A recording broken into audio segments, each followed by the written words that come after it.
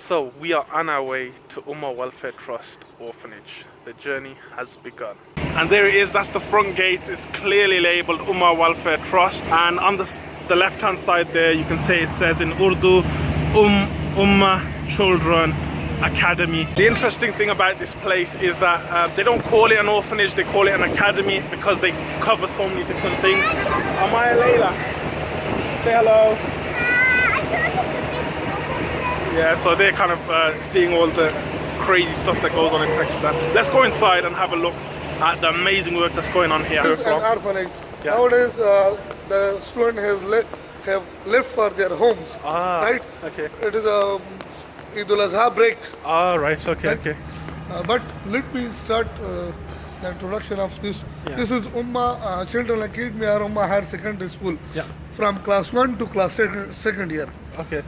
The 700 orphans are getting free and quality education. Yeah, that's really good. Under the supervision of qualified and learned teaching staff, right? Yeah. I'm director of studies, covering all the academic activities. Yeah. And I was ex-principal of this institution as well. Oh wow, mashallah, right? Yeah, really good, man. And he's got perfect English as well. Really good. No, we know because I have read phonetic and phonology. Oh my goodness. So your English is going to be better than mine then in subject knowledge. No, not better than you. Subject knowledge. Grammar and definitely, as far as literature and prose and poetry is concerned, definitely. But your pronunciation, your fluency is far better than me. Okay, yeah. No, I'm just going to show everyone a shot. Definitely. And guys, this is absolutely amazing. I did not expect this. Honestly, I did not expect this. I was expecting, poor and poverty, but this is basically, as I told you, a UK-based international charity, Ummah Welfare Trust. Yeah. So the same kind of facilities have been provided over here. Yeah. Now you're thinking that you're in England. Yeah, I am. It's nice and cool here as well, which is nice. And this has been designed by one of the engineers who's from England. Mr. Zafar Jangir, he was a Kashmiri. So okay. he was here, he was basically a civil engineer. So it has been designed by him. Wow. I'm getting goosebumps. This is amazing. Amaya Layla, come on. We're gonna check more of this place. We are having a hospital ward. You can see from here. Okay. Look at it. Wow. We are having a laboratory as well. Nice.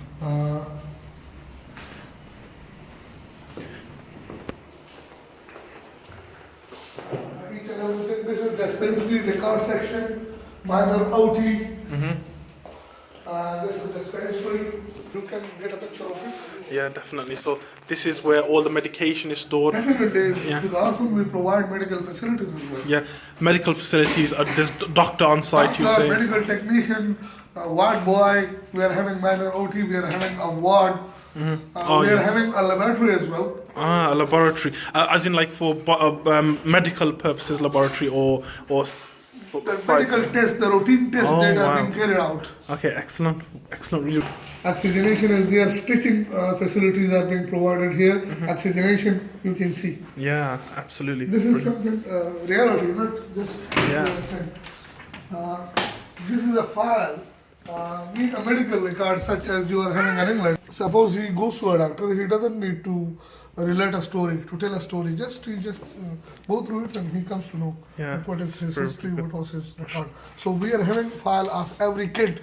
Yeah, amazing. We are having 700 or 800 kids. So look at this. Everyone has own record. Yeah. This is the medical ward. Wow, it's really good. Right. Yes. These are the routine tests, as I mentioned. These are being carried out here. Blood group, hepatitis B, C, all these tests. This is serious. This is you can see that is the laboratory. Yeah, wow. No, here. And we are having facilities for tests. Medical tests. The blood tests. Blood tests, urine tests. Routine test. Yeah, brilliant. This is not a hospital. It's just standard tests. Tests that are being necessary. So that can be. To be honest, it's really good because you're providing loads of facilities in one space, and this is all, of course, for the children free, isn't it? This is a teacher hostel. This is the teachers. Teachers. Yeah. Right? and I'll show you hostel for the students as well. Okay, brilliant. Yeah, I'm a teacher myself, so Definitely, if you want to live here, if you want to reside here, yeah. you will be given the opportunity. Ah, Right? nice. Okay, guys and girls, we are here on day 2 at Ummah Welfare Trust, and I've just paid everything. I've got my receipts, so I'll show you guys that later. And I'll show you what we've paid for. We'll go inside and have a quick tour from where we left off, because I've already shown you some of this. So this is day 2 at Ummah Welfare. So this is some of the sites that we've already seen. The mosque up ahead, the amazing, beautiful courtyard. We've already seen the pharmacy where they take blood and do blood tests. And you can see, just in the distance, 2 very beautiful stalks that just make the garden look even better. And I mean, this does not feel like an orphanage at all. It feels like we are in an upper class area, not in Pakistan. This place is located in Nowshera, which is a cooler part compared to Peshawar. So one of the things here is that the people from England are very big contributors, and what they're hoping to do is to get more people locally donating as well. So that's one of the projects that's going on. This is the senior academic block, which I think is for 15-16-year-olds. Yeah, so it's for the older students, and this here is the junior block, the junior academic block, which is nicely labeled as well. I mean, this is really good stuff. Really, honestly, you would not think you're in Pakistan if you were to just be dumped here. And this is the mosque close up. Very beautiful site. So these 2 are the hostels, are they? Yeah, so this is the hostel, one named after Imam Ghazali himself, and the other Ghaznavi, who is a historic figure and general who was of a Persian, well, Turkic descent, but he was Persianized. Wow, I did not see that the other day. I did not see that. Wow, look at that. That's beautiful. The minaret with the chandelier. Yeah, I'd like to go there, check it out. So we take our shoes off here. So here we are, don't mind the hair, inside the mosque, and I didn't see this yesterday. Yeah, Amaya, Layla. Amaya's clearly enjoying it. Oh my goodness, this is nice and cool in here, isn't it? This is the facilities provided for orphan children. I mean, yeah, look. So this is the front of the mosque. They've left nothing behind. All details are considered. All details. And it's nice and cool in here as well. And they've even got coolers. I mean, honestly, this was not what I was expecting at all. So what I was expecting to see was a state of impoverishment, poverty everywhere. But here, this is a place fit for a king, I'd say. A place fit for a king. And it's absolutely beautiful. So very happy with what's going on, and a place to donate to, definitely. So here is the washing area where they perform wudu. Looks absolutely clean, which is always a bonus to be clean. Okay, be careful. Oh wow, this is amazing. It is dark in here. Oh my goodness. So this school, so this is the bottom basement of the mosque, and they've got all the carpets. It smells brand new. So that means that it's been really well looked after. It's beyond impressive. You've got stairways leading there, over there, and all the way over there. And again, you've got coolers downstairs as well as these fans. So really looking after the kids here. That's what we like to see. So we're now going to go down into the dining hall. I mean, the dining hall is one of those places where, you know, you like to eat nicely. And I've already seen this, but we'll show you again. But I didn't record it actually, so you guys didn't see it. And now every single student has their own seat. Right, it's quite a nice high table with water, the water coolers here, providing cool water. And I've been told that there are actually people that serve the food to the students, but the students do help out as well. Once again, you've got the fans to keep the students nice and cool. You see, I'm calling them students now. I'm forgetting that we are in an orphanage. And so we've got the coolers. Every student has their own seats, so there's no overcrowding going on. Like I've said already, I've been told that there are waiters that help serve the food, but the students also help with the serving of the food as well. I have to ask you guys the question now. Do you think we're in an orphanage? Because I don't feel like we are. And that's how it should be, really. So this is a kitchen, and basically this is for the small cooking of stuff, and there are our chefs. Assalamu alaikum again. And basically this is for the small event. Now I want you to look at this, because this is actually really high tech for Pakistan. They've got the valves here which controls the amount of gas going in and out, just like our Bunsen burners. And the area for Pakistan looks really, really clean. And here you have a checklist of things to do. And fire extinguishers in Pakistan, oh my days, get real, really good.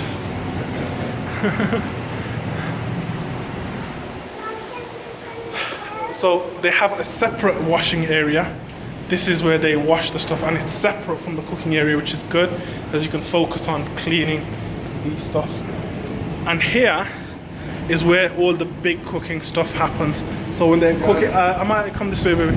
So when they're cooking for bigger groups, Assalamu alaikum. So it's really good. I've seen some of their stews that they were cooking the other day using high quality mutton meat, because beef is kind of considered a cheaper alternative. It is cheaper, even in England it's cheaper. And so they really give good quality meals to the students, which is always a good thing. So where's this cooking going to go then? Where's this going? Is this for the staff or? For the staff who are now working on the Qurbani project. Ah, okay, yes. Because they need to. An army marches on its stomach, doesn't it? So, yeah, so this food is being prepared for the staff who are working during the Qurbani period, and I'll explain what that is in a bit. Nice one. That's amazing. Okay, I didn't see this yesterday. So here, you've got separate dining facilities for the staff. Okay, it's really good. Again, the water coolers are there. You got Same. There's no difference between the dining hall of the student and the staff. That's amazing. So the staff and the students get the same facilities, that's saying something, guys. That is really saying something. You're not undercutting the students. They're getting the same quality stuff. So this is a new accommodation blocks for highly skilled and qualified staff.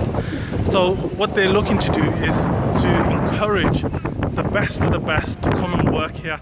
So they're not even cutting on wages or anything like that. They want the best to come here, for the best for the orphans.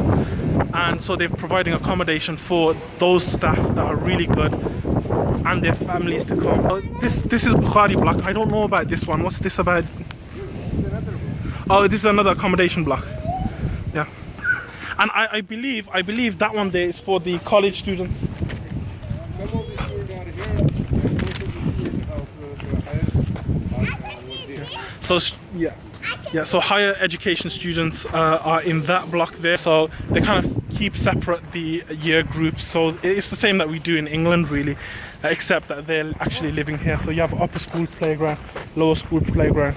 Right, so we have some security posts here, just to make sure that everyone's safe, because it is Pakistan after all. One thing that I haven't shown you is that this, I keep calling it a school, I keep forgetting it's an orphanage. It's really, really good. But this orphanage is not only does it cater for their religious, spiritual needs, but also their academic needs, but also they encourage sport.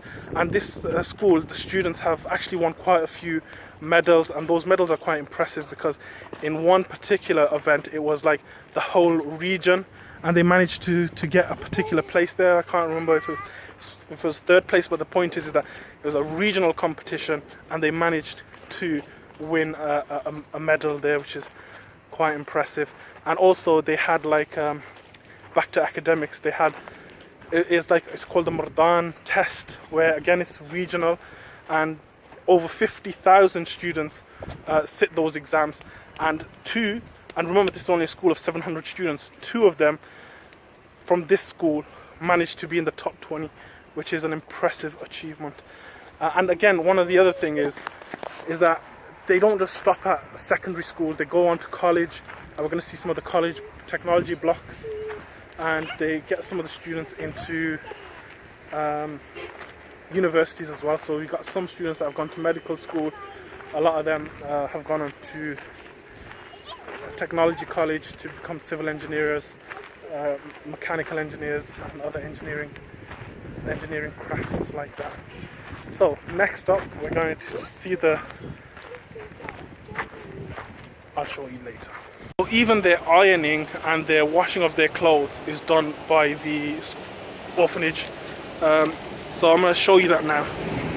So here's the laundry, where this can take up like loads and loads of clothes and get them washed automatically. And here we have the ironing, okay, which takes me. Assalamu alaikum. So here is a steam iron clothes, which irons it really, really quickly. I think we need one of those at home, but you're gonna need that big machine to do this. But yeah, good job people, man. And they got people employed to do this. Look at all those clothes that they've already done. Amazing job.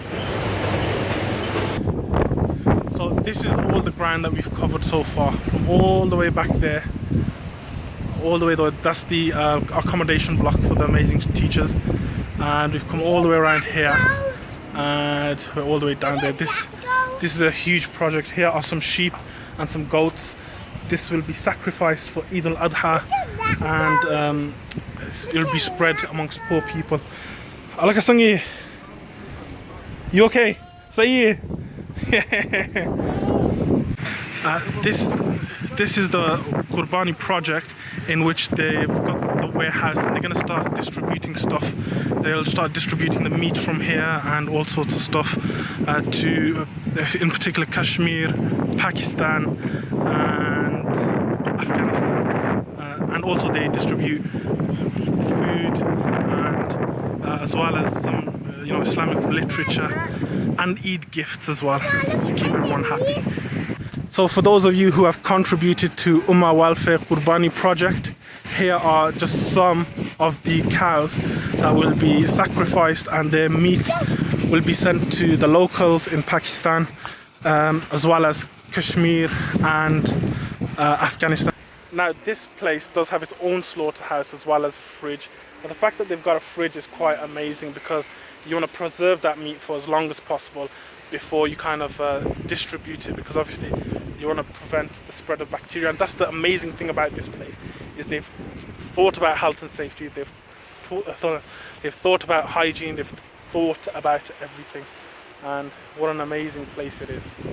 This is what I meant. They've even got like a technology department that's separate, and within that they have their different things. So they have resistant materials, they even have like chemical engineering going on,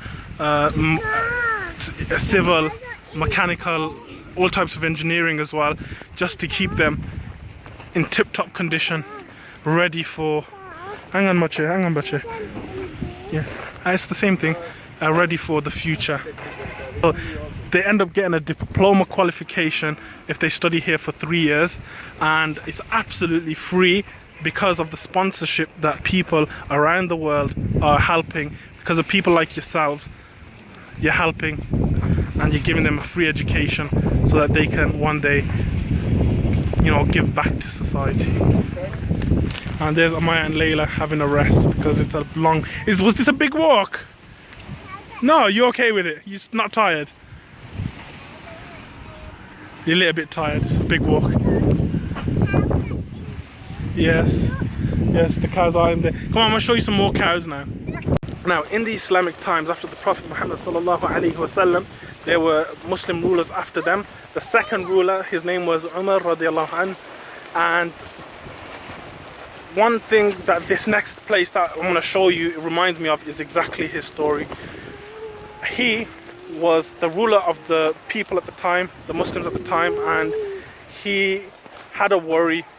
He worried about the camels in the desert that did not have anything to eat or drink, because he said that God is going to call me into question about those animals that have nothing to eat or drink.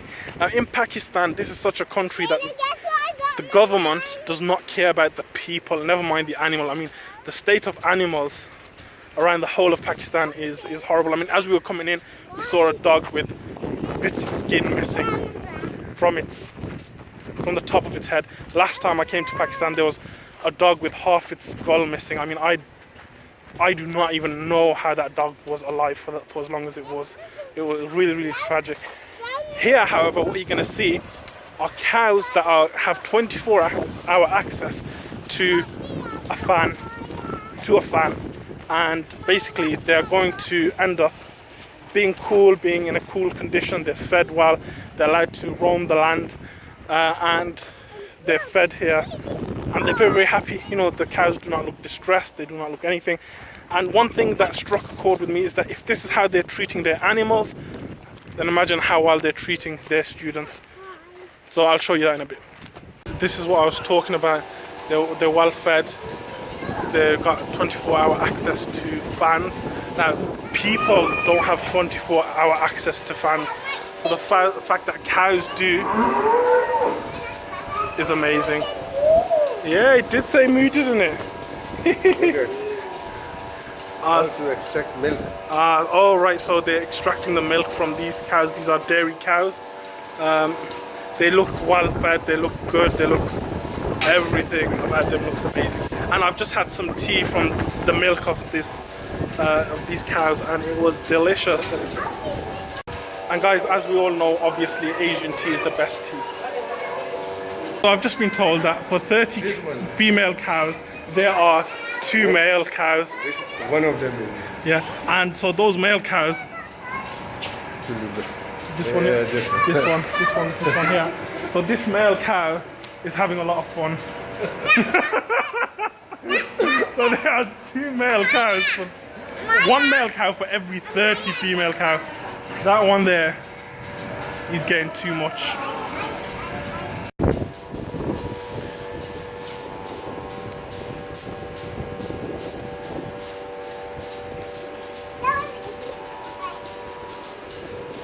Go on, no, go on, give it. Don't be scared.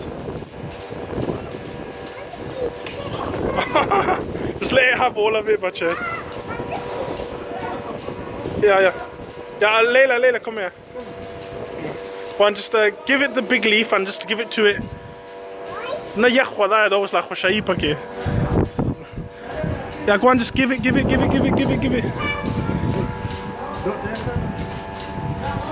Oh, that's too small, Bache, that's too small. Alright, go on, give it Layla.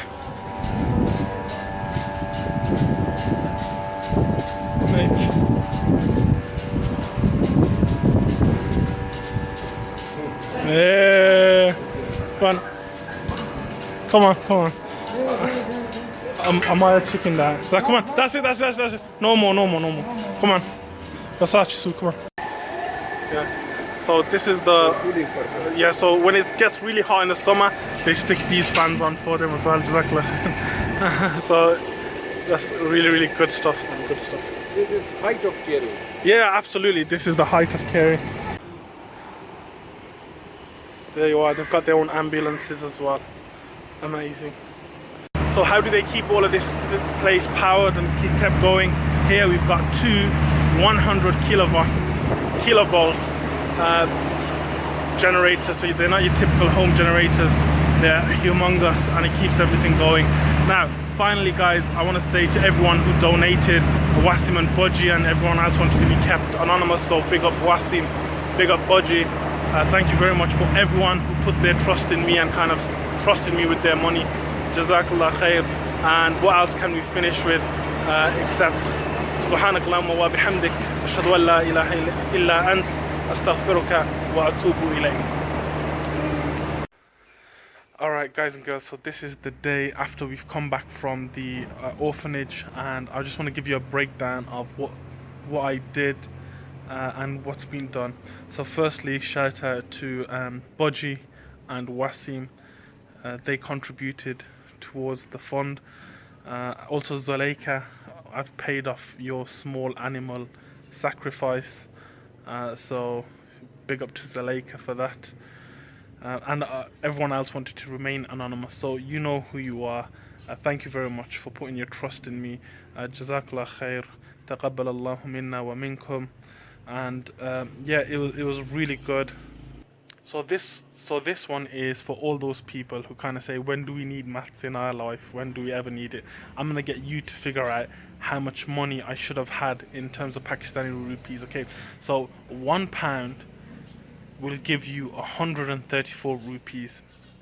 So we had £420. How many rupees is that? Write your answer in the comment section below and see if you've got it right. Okay, so what did that money go towards? I'm gonna put a picture of the receipt at the end, but I just want to tell you, firstly, a big bulk of the money that everyone chipped in for went towards funding the life for a year of one orphan. Okay, so it's a young child. They haven't assigned it yet, but they will assign it. As soon as they do, I'll put an update up on one type of social media, or I'll just text whoever's involved. So they haven't assigned it yet, but they will be assigning an orphan to us. So that'll look after every single one of his expenses, from food to books to clothing to everything, right? So that's that. Then Zuleika's money went towards a small animal that'll be sacrificed, and that meat will be distributed to poor people around Pakistan, Kashmir and Afghanistan. So it's, there's loads and loads of sacrifices that are going to be happening. Why is that happening? It's because it's Eid. So, alhamdulillah, by pure coincidence, we managed to give this charity in the last 10 days of Dhul Hijjah and 2 days before Eid. So you're probably thinking, for those who don't know, well, didn't you have an Eid vlog in Small Eid Park where I took you, remember? And yes, we did. But the Muslim celebrations of Eid are two. One is Eid-ul-Fitr, which we showed you in Small Eid Park, and this one is Eid-ul-Adha, which is an Eid in which we sacrifice animals and we share the meat out into 3 sections, or to 3 groups of people. Number 1, you keep a portion for yourself that you can eat. Number 2 is to your friends and family, and number 3, you distribute to the poor people. However, if you're doing a Qurbani project and you're giving it to charity, they distribute all of it towards the poor people because they need the meat more than we do, and meat is quite expensive even in Pakistan. Right, so what is Eid-ul-Adha all about? This is about, and why do we sacrifice things? This is about the sacrifice of Abraham, the Prophet Abraham, when he was ordered by God to sacrifice his son. And I'm going to insert some verses of the Quran which explain this now. وقال إني ذاهب إلى ربي سيهدين رب هب لي من الصالحين رب هب لي من الصالحين فبشرناه بغلام حليم فلما بلغ معه السعي قال يا بني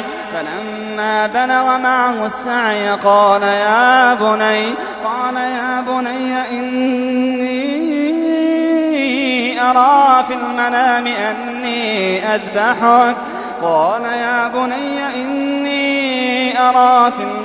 أني أذبحك فانظر ماذا ترى قال يا أبت افعل ما تؤمر ستجدني إن شاء الله من الصابرين فلما أسلما وتله للجبين وناديناه أن يا إبراهيم قد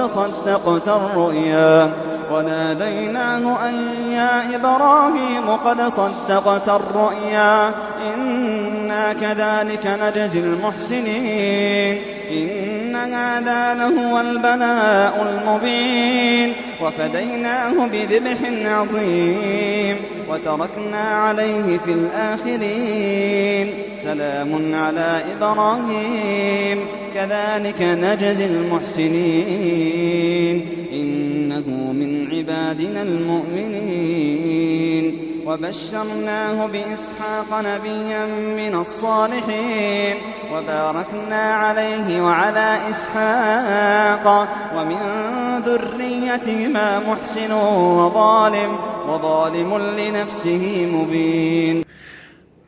Now these events were really amazing because God asks Abraham to sacrifice his son through a dream. Now when a prophet has a dream, it's revelation. And the son, he says to his son, well, what do you think about this? And his son was calm. His son Ismail alayhi salam was chilled about it. He goes, don't worry, God willing, you'll find me being patient. Which is just like, oh my goodness.